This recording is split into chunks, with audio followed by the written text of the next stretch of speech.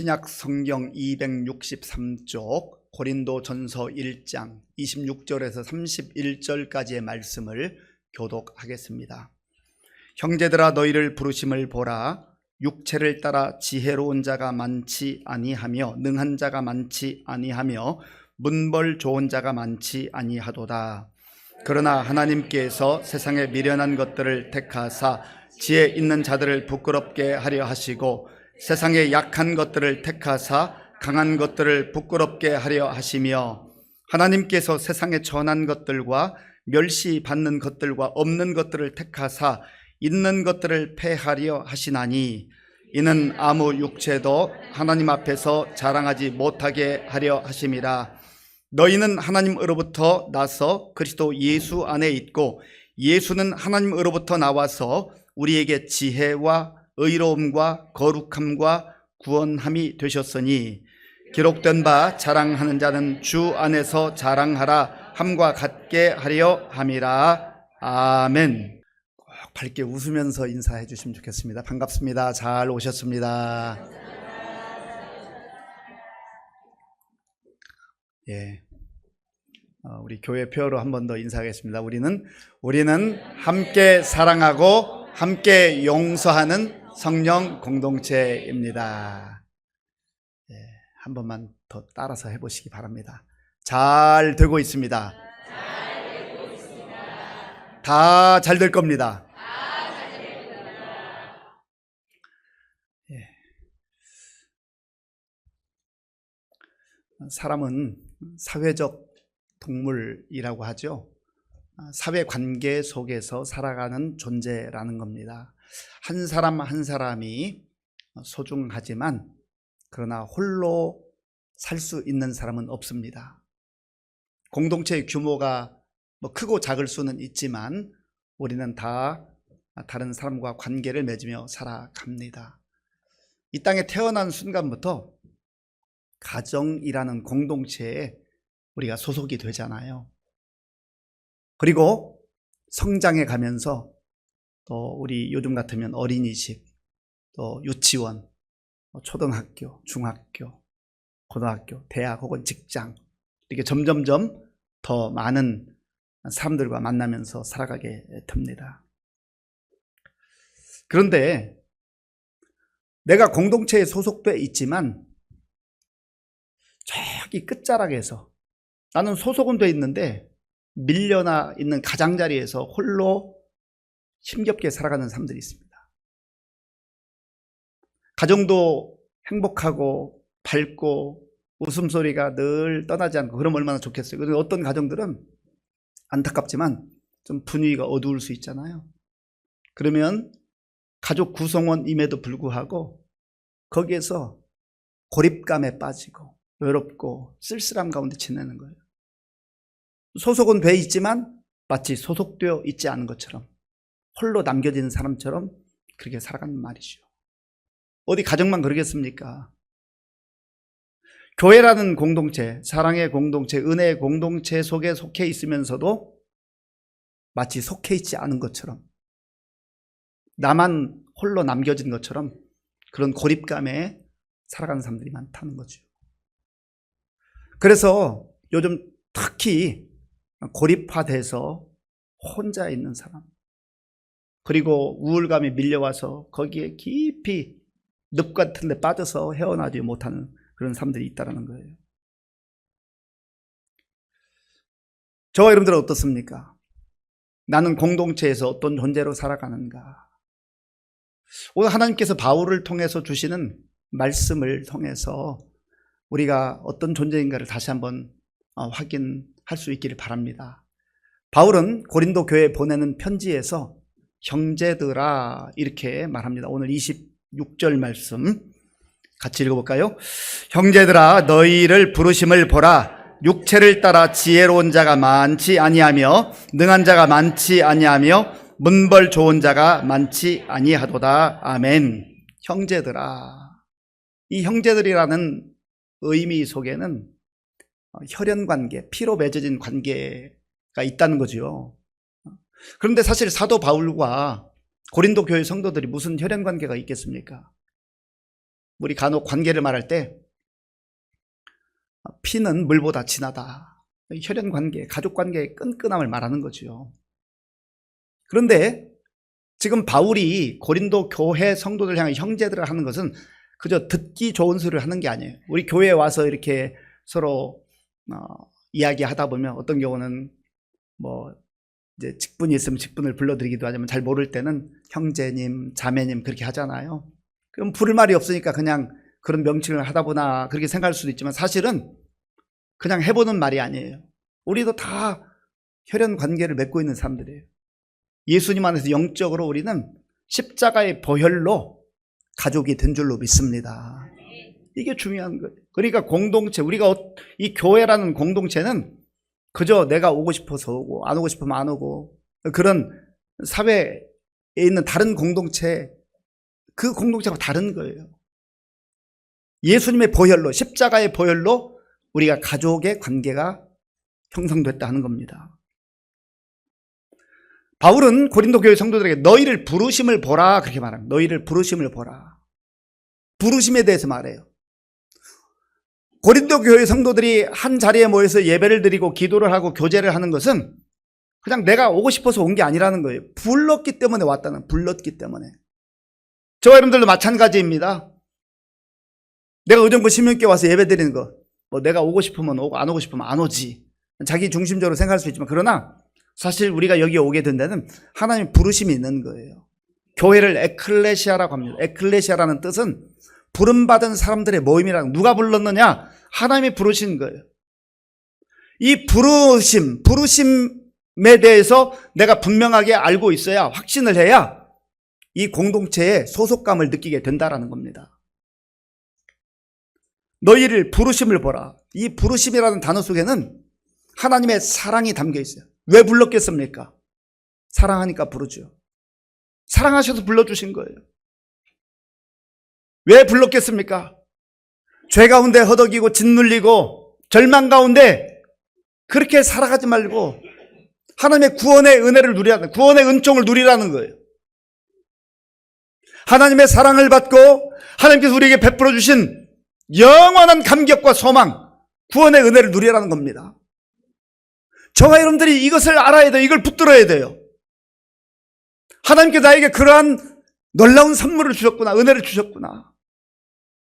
이것을 알 때 우리가 이 교회 공동체 속에서 또 우리 인생 가운데서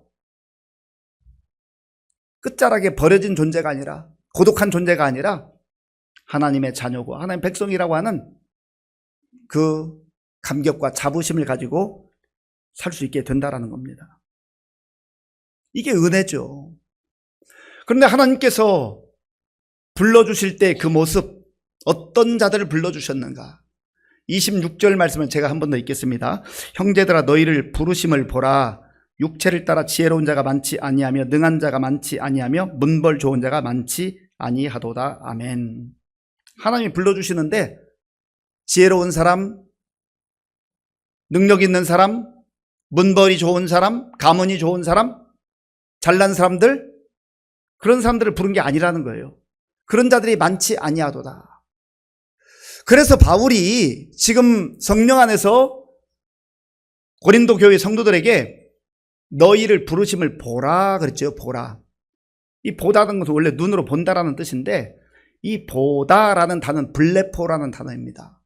이 블레포라는 단어 속에는 어떤 의미가 있냐면 육신의 눈으로 보라라고 하는 의미를 넘어서서 그 속에 있는 것이 무엇인지를 알아차리라는 거예요. 알아차리라. 우리가 어떤 경우는 내 눈으로 봐도 잘 모르는 경우가 있어요. 옆에 사람이 지나가도 잘 모르는 경우가 있어요. 그냥 눈에 보는 게 다가 아니에요. 그런데 깊이 감추어져 있는 것, 그것을 정확하게 보는 것, 그걸 꺼내어 보는 것, 그걸 알아차리는 것, 이것을 일컬어서 블레포라고 합니다. 너희의 부르심을 보라. 그리고 이 보다라는 블레포라는 단어 속에는요, 간파하다라는 뜻이에요. 간파. 이 간파는 한자인데 간자는 볼간자예요. 그리고 파차는 깨트릴 파자입니다. 그러면 왜 간파라는 거예요? 왜 알아차리라는 거예요? 원래 봐야 될 것이 있는데 이것들을 감추는 것이 있어요. 우리를 둘러싸고 있는 것이 있어요. 못 보게 방해하는 것들이 있습니다. 여러분, 사탄은 교묘해가지고 하나님께서 우리를 불러주셨는데, 우리를 사랑해주시고 우리를 구원해주셨는데 그걸 보지 못하도록 여러 가지, 때로는 시련을 통해서, 때로는 유혹을 통해서, 미혹을 통해서 보지 못하게 만든다는 겁니다. 그래서 그거를 깨트리고 내가 어떤 존재인지 이것을 보는 것이 블레포입니다. 그 중심 뭐예요? 부르심. 하나님께서 나를 불러주셨다. 왜 불렀어요? 사랑하니까. 왜 불러주셨어요? 구원의 은혜를 누리기 위해서, 천국의 소망을 가지고 살라고 불러주신 겁니다. 이거를 알아차리라는 거예요. 이걸 잊지 말라라는 거예요. 그것을 보라라는 겁니다. 하나님의 부르심은요, 지혜로운 자들이 아니에요. 능한 자들이 아니에요. 문벌 좋은 자들이 아니에요. 사실 세상에서 찾는 사람들은 어떤 사람들이요? 지혜로운 사람들, 똑똑한 사람들, 능력 있는 사람들, 그리고 문벌이 좋은 사람, 학벌이 좋던지 하여튼 외형적으로 좋은 것, 또 그런 능력을 갖춘 사람들 뽑잖아요. 선택하잖아요. 여러분, 우리 청년들 취업하는 게 얼마나 어렵습니까? 참 힘들어요. 겉으로 볼 때는 화려한 시대 속에 살아가는데 너무너무나 힘든 그런 시대에 있습니다. 우리 청년들 위해서 많이 기도해 줘야 돼요. 그래서 이 스펙을 쌓기 위해서, 그 이력서를 화려하게 채우기 위해서 내가 이렇게 지혜로운 사람입니다. 내가 이렇게 똑똑한 사람입니다. 내가 이렇게 실력 있는 사람입니다. 내가 이런 경험을 했습니다. 이력서에 채워넣기도 하고 자기소개서에 쓰기도 합니다. 그런 사람들 중에서 뽑는 거예요. 선택하는 거예요. 그런데 이것은 세상의 기준이죠. 사람들의 기준이에요. 하나님께서 부르실 때는, 하나님께서 선택하실 때는 그런 사람이 아니라는 겁니다. 자, 27절, 28절. 27절, 28절. 우리 함께 읽겠습니다. 그러나 하나님께서 세상에 미련한 것들을 택하사 지혜 있는 자들을 부끄럽게 하려 하시고, 세상의 약한 것들을 택하사 강한 것들을 부끄럽게 하려 하시며, 하나님께서 세상의 천한 것들과 멸시받는 것들과 없는 것들을 택하사 있는 것들을 패하려 하시나니. 아멘. 하나님의 부르심은, 하나님의 선택의 기준은 세상과 완전히 다르다는 겁니다. 여기에 소망이 있는 거예요. 여기에 우리가 살아갈 용기를 얻게 되는 거예요. 하나님도 세상 사람들이, 기업이, 대학이, 아니면 어떤 세상의 공동체가 원하는 것처럼 그런 기준과 그런 시선으로 바라본다고 한다면, 저 여러분들 가운데 나는 그런 실력자야, 나는 그런 정도 실력은 있어 할 사람이 얼마나 됩니까? 하나님은 보는 게 다른 거예요. 하나님의 시선은 다른 거예요.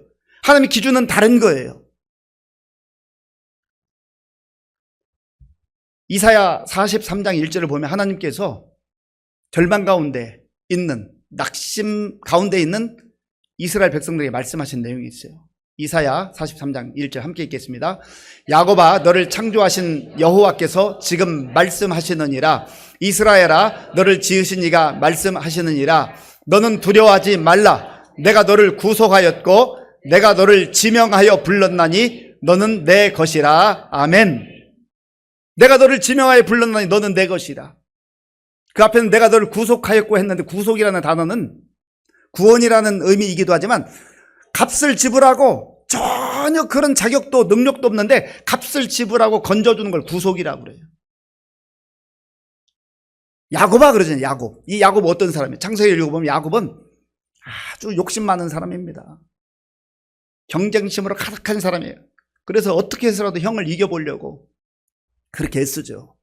그리고 아버지와 형을 속여서라도 내가 축복을 받아야 되겠다, 그런 사람이에요. 그런데 하나님께서 야곱아, 너 욕심 많을 때, 너 부족할 때, 너 대단하지 않을 때, 허물이 많을 때, 그때 내가 너를 불렀다. 그때 불렀다가 야곱아 하는 것은 그리고 두 번째 보면 이스라엘아 너를 지으시니가 말씀하시나 그러는데 사실은 야곱의 또 다른 이름이 이스라엘이에요. 하나님께서 야복강가에서 그를 만나주시고 너희 이름을 다시는 야곱이라 하지 말고 이스라엘이라 하라. 이스라엘이라고 하는 이름의 뜻은요, 하나님과 겨루 이겼다, 사람과 겨루 이겼다, 승리자란 뜻이에요. 너 비참하게 도망자로 살지 말고 그렇게 욕심꾸러기 천덕거리로 살아가지 말고 가족들과 형들과 경쟁하면서 그렇게 살아가지 말고 하나님 주신 은혜로 이제 승리자로 살아가라. 멋지게 살아가라 그 말이에요. 그러면 야곱이 자기 스스로 이스라엘 그 아름다운 이름을 갖게 됐 아니에요. 하나님께서 야곱 정말 추하고 냄새나고 그리고 사랑받을 만한 자격이 없는 그런 야곱을 먼저 불러주신 거예요. 그리고 다듬어 가시는 거예요. 사랑해 주시는 거예요. 그래서 그 야곱을 이스라엘 되게 하신 겁니다. 내가 너를 지명하여 불러나니 너는 내 것이라. 하나님께서 저와 여러분들을 부르신 건 마찬가지예요. 우리 가운데는 어떤 사람들은 그래도 나는 뭐 이 정도 되니까 하나님 나를 불러주셨나 보다, 그렇게 혹시 생각하는 분들이 있는지 모르겠어요. 착각이죠. 우리가 세상을 좀 폭넓게 살다 보면요, 내가 대단한 줄 알고 나도 그래도 나름대로 뭐 자격도 있고 능력도 있고 똑똑한 줄 알았는데 정말 날고 기는 사람이 많잖아요. 기죽어요. 가서 고개를 숙여요. 의기소침해져요. 낙심해요. 왜요? 세상에는 지혜로운 사람들, 자칭 능력 있는 사람들, 문벌 좋은 사람들이 많기 때문에 그렇습니다. 그리고 세상은 그런 사람들을 좋아하고 그런 사람들을 뽑아요. 그런 사람을 선택해요. 그런데 하나님은 놀랍게도 오늘 본문에서 하나님께서는 세상에 미련한 것들을 택했다. 미련한 사람들을 선택했다. 세상에 약한 사람들을 선택했다. 세상에서 천덕꾸러기 같은 천한 사람들, 멸시받는 사람들, 아무것도 없는 사람들을 선택하셨다. 27절과 28절 보면요, 택하다, 색하다, 택하다, 선택하다, 그런 말이 많이 나오는데요, 이 단어가 에클레고라는 단어, 에클레고. 여러분, 하나님께서 어떤 기준으로 어떻게 선택하시는가? 혹시 마트에 최근에 가보셨습니까? 내가 좋아하는 과일을 한번 먹어봐야겠다 해가지고 마트에 여러 과일들이 여러 개가 있는데요, 어떤 거 골라요? 아주 먹음직스러운 거, 빛깔 나는 거, 먹음직한 거, 좋은 거, 그런 거 고르잖아요. 에클레고는 세상 사람들은 그런 거 골라요. 그런 거 좋은 거. 그리고 약간 어디에 상처가 있고 진물 나고 이건 아니지, 이거 한쪽으로 치워놓습니다. 선택을 못 받아요. 그런데 하나님께서 지금 무슨 말씀을 하시느냐면, 고린도 교회 성도 여러분, 지금 바울을 통해 말씀하신 거예요. 하나님은 상처나고 찢기고 진물로 있고 상품의 가치가 없는 그러한 여러분들을 자녀로 선택하신 겁니다. 오늘 저 여러분들도 마찬가지예요. 우리가 자격이 있어서 능력이 있어서 뭔가 조건을 갖추어서 하나님께서 우리를 불러주신 게 아니란 말이에요. 아무것도 없는데, 값어치가 없는데, 어떻게 보면 버려질 수밖에 없는데, 세상 사람들은 눈길도 주지 않는데 하나님이 우리를 사랑하는 시선으로 바라보시면서 불러주신 거예요. 하나님의 부르심이라는 거, 거기에 그런 의미가 담겨 있어요. 우리가 인생을 살다 보면 젊을 때, 청년 때, 건강할 때, 뭔가 되는 것 같을 때는요, 어깨에 좀 힘도 들어가고 자신감도 있고 내가 이렇게 할 수 있다, 그렇게 생각하잖아요. 그런데 벌써 40이 넘어가 50이, 아이고 전과는 좀 다르네, 내 체력이 예전과는 다르네, 그러잖아요. 이제 60이고 70이 돼보세요. 나는 점점 밀려나는가? 내 설 자리가 점점 좁아지는 것 같은데? 그리고 또 뭐 은퇴도 하고 이렇게 해보세요. 정말 공동체 저기 끝자락에 겨우 있는 것 같아요. 누구도 나를 주목하지 않는 것 같아요. 그럴 때 밀려오는 고독과 외로움과 쓸쓸함, 그런 게 있잖아요. 만약에 하나님께서 내가 힘이 있었기 때문에, 젊었기 때문에, 어떤 능력이 있었기 때문에, 조건을 갖추었기 때문에 부르셨다고 한다면요, 그러면 세월이 흘러갈수록 우리는 점점점 불안해지고 두려워지고 절망의 나락으로 떨어질 수밖에 없어요. 왜요? 이런 그런 조건들이 다 하나씩 사라지거든요. 그런데 여러분, 하나님께서 우리를 부르실 때부터 뭐가 있어서 한 게 아니라고요. 오늘 말씀에 의하면 미련하지만 그걸 알면서도 불러주셨고 선택하셨고, 우리가 연약한 걸 알면서도 우리를 선택하셨고, 우리가 세상에서 천한 존재들이라는 것, 멸시받을 수밖에 없는 존재들이라는 것, 그런 값어치가 없는 존재들을 알면서도 하나님이 우리를 불러주신 거예요. 부르신 거예요. 거기에 소망이 있잖아요. 성경은 이것을 일컬어서 은혜라고 합니다. 은혜. 그래서 우리는 은혜로 사는 거예요. 어떤 처지와 형편에 있든지 그 하나님의 사랑과 구원의 은혜가 변하지 않습니다. 그러니까 상황이 바뀌어도 우리는 낙심하지 않고 그 하나님 때문에 살아갈 힘을 얻게 되는 거예요. 용기를 갖게 되는 거예요. 신명기 7장 6절과 7절을 보면 하나님께서 모세를 통해서 이스라엘 백성들에게도 분명히 말씀해 주셨어요. 이스라엘 백성들이 우리는 선민들이야, 우리는 하나님의 부름을 받은 사람들이야 하면서 목에 좀 힘을 줬거든요. 그래서 하나님이 모세에게 말씀하신 내용이 신명기 7장 6절 7절 말씀입니다. 함께 읽겠습니다. 너는 여호와 내 하나님의 성민이라. 내 하나님 여호와께서 지상 만민 중에서 너를 자기 기업의 백성으로 택하셨나니 여호와께서 너희를 기뻐하시고 너희를 택하심은 너희가 다른 민족보다 수요가 많기 때문이 아니니라. 너희는 오히려 모든 민족 중에 가장 적으니라. 아멘. 오늘 바울을 통해서 주신 말씀하고 거의 일맥상통하는 말씀 아닙니까? 너희들이 수요가 많고 뛰어나고 대단해서 하나님께서 불러주신 게 아니라 오히려 작고 연약하고 세상에서 쓸모없는 것 같은 그런 존재들이기 때문에 내가 너희를 먼저 선택했다. 왜 그렇습니까? 지혜로운 사람들, 능력 있는 사람들, 또 자기 잘난 맛에서 사는 사람들은요, 대부분 교만해요. 다른 사람 무시합니다. 사람만 무시하는 게 아니라 하나님도 무시해요. 왜? 내가 능력이 있으니까 하나님 없이도 살 수 있다고 생각해요. 그게 교만이에요. 능력자들은요, 자기가 스스로 능력이 있다고 생각하는 사람들은 내 능력으로 살 수 있는데, 내가 하면 되는데, 돈 가지고 하든 권력 가지고 하든 지식에 어떤 힘을 가지고 하든 내가 할 수 있다고 하니까 하나님께 무릎 꿇지 않는 거예요. 그러니까 하나님 앞에서 교만하고 또 자기가 가지고 있다고 하는 그것 때문에 사람들 앞에서 목을 뻣뻣하게 하고 교만하고 함부로 말하고 그렇게 하는 건 아니겠습니까? 그런데 설령 무언가 있다 해도 이게 내 힘과 내 능력만이 아니라 하나님이 나에게 주신 은혜라고 하는 은혜의 고백으로 사는 사람은요, 가지고 있어도 교만할 수가 없어요. 교만하지 않습니다. 하나님 앞에서만이 아니에요. 사람들 앞에서도 마찬가지입니다. 하나님께서 이렇게 은혜로 사는 사람들에게 주시는 특별한 약속과 선물이 있는데 그 내용이 30절에 있습니다. 30절을 제가 읽겠습니다. 너희는 하나님으로부터 나서 그리스도 예수 안에 있고 예수는 하나님으로부터 나와서 우리에게 지혜와 의로움과 거룩함과 구원함이 되셨으니 아멘. 너희는 하나님으로부터 나서, 우리는 하나님이 주신 새로운 인생을 살고 있어요. 하나님의 백성이라는 하나님의 자녀라고 하는 영광된 삶을 살고 있습니다. 하나님께서 우리에게 그런 놀라운 은혜를 베풀어 주셨기에 우리가 자부심을 가질 수 있는 거예요. 당당할 수 있는 거예요. 아무리 상황이 힘들고 어려워도 기죽지 않는 거예요. 왜요?